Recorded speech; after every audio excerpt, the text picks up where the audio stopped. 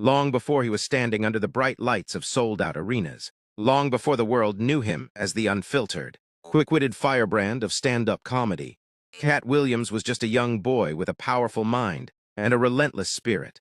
Born Micah Sierra Williams on September 2nd, 1971, in Cincinnati, Ohio. He didn't enter this world with fame in his hands or a silver spoon in his mouth.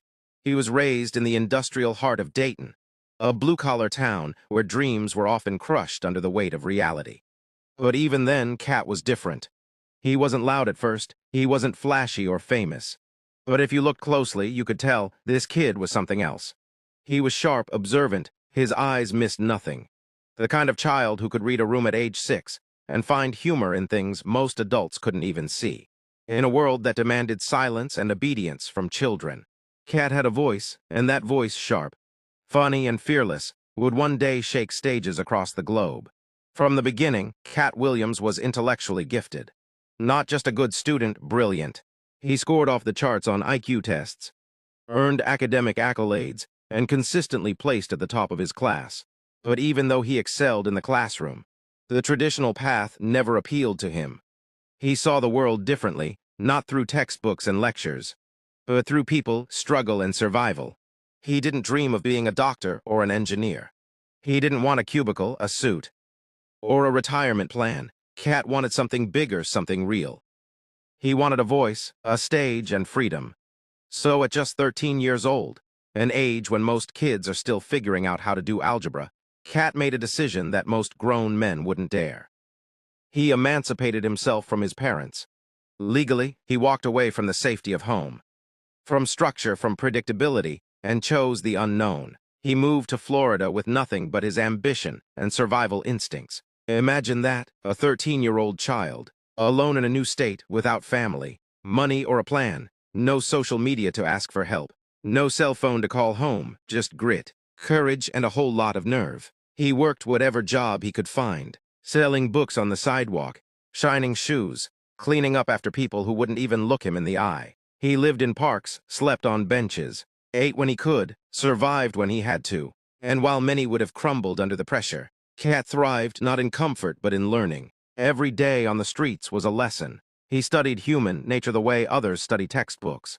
He watched how people talked, how they argued, how they smiled, how they suffered. He soaked in the rhythms of speech, the language of pain, the little lies people tell themselves just to make it through another day. All of it, every laugh, every wound, every moment became a part of his voice. He began to realize something powerful. Comedy was his weapon, his escape, his gift. It was how he could turn hardship into power, chaos into rhythm, and pain into poetry. Comedy gave him a reason to keep pushing, even when everything around him told him to stop. In the early 1990s, Katt took his raw energy to the stage. His first performances were in small, grimy comedy clubs, places where dreams went to die and egos were shattered nightly. But Katt didn't just survive on stage, he owned it. His presence was undeniable. He wasn't trying to be another cookie-cutter comic. He didn't do safe jokes, he didn't hold back. From the moment he grabbed the mic, you knew this man had something to say, and you'd better listen. He adopted the name Katt, not just as a nickname, but as a statement, sleek, agile, unpredictable, just like a cat. He could flip the vibe of a room with one look, one line, one perfectly timed pause. His flamboyant style became iconic. The permed hair, the shiny suits, the dramatic walk. It was theatrical, stylish, and completely his own. He didn't just do stand-up, he performed it. Every punchline was a dance, every insult a masterstroke, every observation a mirror held up to society. And the people, they couldn't get enough. He was hilarious, but he was also real, brutally real. He talked about poverty, about racism, about the struggle to survive when the system is rigged against you. He called out hypocrisy, exposed injustice, and made people laugh at truths they were too scared to admit. His first big national exposure came when he appeared on Bet's Comic View. And from the moment he hit that stage, the game changed. He was explosive. People who had never heard of him before were now rewinding their VHS tapes just to watch his set one more time. He didn't just stand out, he blew the roof off. That performance opened doors, and Katt kicked them down. He started touring hard, city after city, state after state, night after night. No matter where he went, crowds came running. He wasn't the biggest man on stage, standing at just 5'5", but he had more presence than comedians twice his size. His energy was electric, his timing perfect, and his truth undeniable. What made him special wasn't just the jokes, it was the way he made people feel. Katt spoke for those who were tired of being ignored. He gave voice to the voiceless, laughed at the powerful, and held a spotlight to the cracks in the system. In a world of fake smiles and rehearsed routines, he was authentic, raw, human. And while fame was beginning to find him, Katt never forgot where he came from. The streets, the pain, the hunger. He carried that with him on every stage. It fueled his comedy, it kept him sharp, grounded, relatable. But the world had only seen a glimpse of what he could do. Because in 2002, Katt Williams appeared in a movie that would forever shift his career. The film Friday After Next, the role, Money Mike. If you've never seen Friday After Next, you're missing out on a piece of comedy history. It was the third installment in Ice Cube's beloved Friday series, a franchise that blended street humor, slapstick, and social commentary into something raw and hilarious. But when Katt stepped onto the screen as Money Mike, he stole the show. Dressed in red velvet, with a strut that demanded attention, Katt delivered every line like it was a classic. He didn't just act, he exploded off the screen. Money Mike became an instant icon, and suddenly, Katt wasn't just a name in comedy circles. He was in living rooms across America. After that, the floodgates opened. More movies, more appearances, more opportunities. But Katt never lost sight of what made him, the stage. So in 2006, he released The Pimp Chronicles PT. A stand-up special that would cement his legacy. Wearing a lime green suit and dripping in attitude, Katt walked onto that stage like a man on a mission. His words were fire, his timing surgical. The audience didn't just laugh, they hollered, clapped, cheered, because they knew they were watching greatness in real time. That special wasn't just funny, it was real. Katt talked about everything from child support to racism to the daily grind of trying to survive in a rigged world. And he said it with no filter, no fear, and no apologies.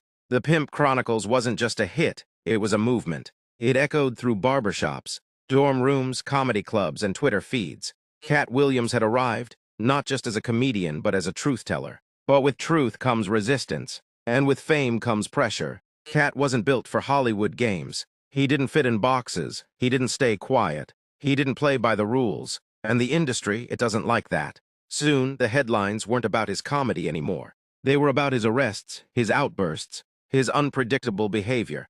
The media painted him as unstable, dangerous, out of control. But was it real? Or was it the price of being a loud black man in an industry that wants silence? Katt didn't back down, he doubled down. In interviews, he spoke out about the entertainment industry, about control, about exploitation. He said things most people were too scared to whisper, and he said them on national TV. The backlash was swift, but so was his resilience. He kept performing, kept writing. In 2008, he dropped It's Pimpin', another sharp, unapologetic special that reminded everyone why he mattered. While other comedians played it safe, Katt was throwing verbal grenades and smiling while he did it. But behind the scenes, the battles were real. More arrests, more lawsuits, more headlines. Katt was fighting not just for his career, but for his sanity, his freedom, and his legacy. In 2012, things hit a breaking point. A string of bizarre incidents during live shows. Walkouts, fights, legal troubles. It looked like Katt was falling apart. The media called it a meltdown. Fans were divided, some walked away. Others stood by him, convinced he was being targeted. Silenced, punished for speaking too much truth. Then silence, Katt vanished from the spotlight. No tour, no specials, no interviews, just silence. But legends don't fade, they regroup. In 2014, Katt returned with Priceless, Afterlife, directed by none other than Spike Lee. It was bold, focused, a reminder that the crown hadn't been taken, it had just been set down for a moment. He followed it with Great America in 2018. Then World War III, each one different, each one wiser. He wasn't yelling as much, but he was saying more. The comedy was deeper, the punches sharper. The fire still burned, but now it was controlled, aimed, purposeful. Katt Williams had survived the storm. If you enjoyed the video, don't forget to like, share, and subscribe to American Vibes. We've got more real stories, raw energy, and Hollywood moments coming your way. Stay tuned and stay vibbin', only on American Vibes.